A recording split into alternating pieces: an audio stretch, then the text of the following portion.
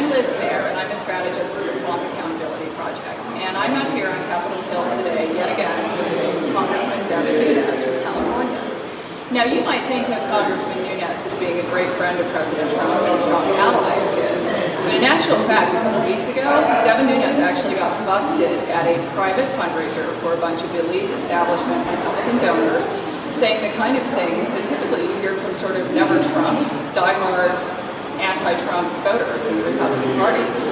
He specifically said that some of President Trump's tweets make him cringe, which I thought was interesting language, because while I'm not necessarily the biggest fan of the president myself, there are a couple policy issues where I have strong differences with him. One of the things that I've actually always liked about President Trump, and that I think a lot of Trump supporters really like about him, is in fact his tweeting. Because unlike most politicians, he doesn't sound like he's just throwing out a bunch of poll-tested, focus group to death pablum for people to hear. He actually tells you what he thinks. Now, some people may like what he thinks, some people may not like what he thinks, but he's honest and he's real and he tells you what he thinks. And that's the kind of thing that I think a lot of Trump voters really rallied to in 2016, as opposed to the kind of thing that we get from people like Devin Nunes, which is adhering to these very rigid talking points that sound really good in public but sound like typical politician speak. And then when the doors are closed and nobody's supposed to be looking, trash talking people like President Trump for one of the things that's actually good about him and that I think most people enjoy about him.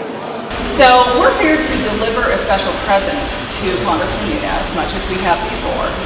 Before we do that, though, I just want to point out the kind of tweets that I think Devin Nunes might have been talking about.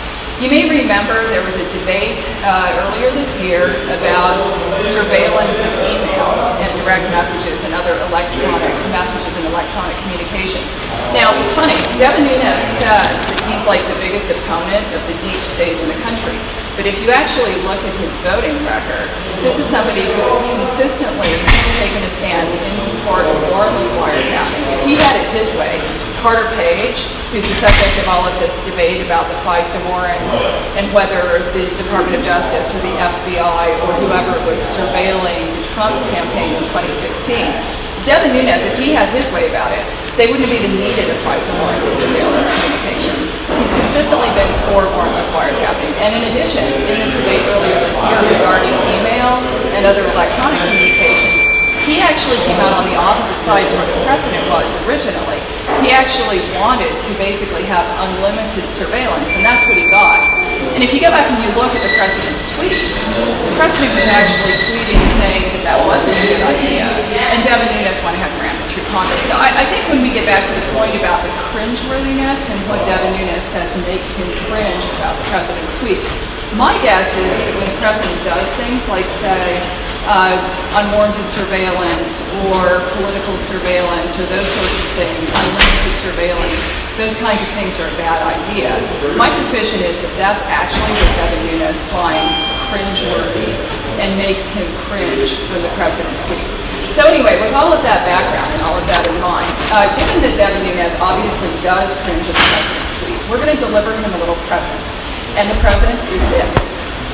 Now, I thought about getting him a t-shirt that said, "I love Hillary Clinton," because obviously, Hillary Clinton hates the president's tweets too. But in actual fact, we thought that'd be a little too over the top, so we went with this King of Cringe t-shirt. I got it in a size extra large. We think that that's probably about the congressman's size. Typically, these guys up on the Hill spend a lot of time at sort of drinks parties, drinking their Chardonnay, having their crudité, eating their nipples, not necessarily working out a lot. So we think extra large probably is going to fit him. And I'm going to go into his office now and deliver it. And you're welcome to watch.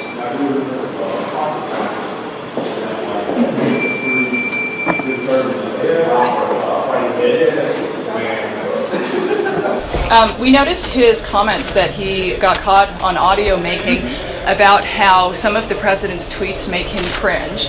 And so we wanted to deliver this t-shirt for him, since it is a King of Cringe t-shirt, and also to urge him to stop diverging with the president when it comes to things like surveillance policy. And that's it. Thanks so much.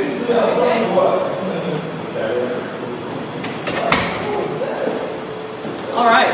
So we've delivered a t-shirt to Devin Nunes. It's the King of Cringe t-shirt. Hopefully we're not going to see him wearing it too much, because hopefully he's actually going to pull back from doing things like criticizing the president's tweeting and actually focus on more substantive matters, like maybe combating tariffs, the hurting farm country that he represents, maybe working on things like immigration reform that's very important in his district, perhaps doing more for foreign policy in general, looking at other tax reforms that might mitigate the impact of the tax reform package that was passed that's going to raise taxes for a bunch of his constituents. All of these kinds of things would be great. Also, if he would start sponsoring bills on water policy again, that would be really handy. But in the meantime, he's got his t-shirt. We'll see if he wears it. We'll see if he has any more criticisms, public or private, of the president's tweeting. And that's it for me.